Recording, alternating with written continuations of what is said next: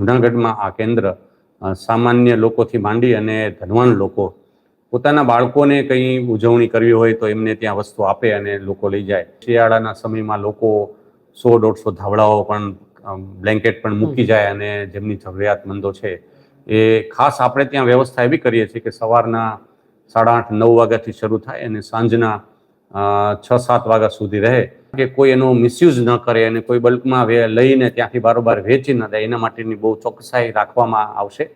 અને એક વ્યક્તિ છે એ એક જ વ્યક્તિ પોતાની જરૂરિયાત પૂરતું ત્યાંથી કોઈ પણ વસ્તુ ત્યાંથી લે તો એ માન સન્માનપૂર્વક પોતાની જાતે પસંદગીથી લઈ શકે।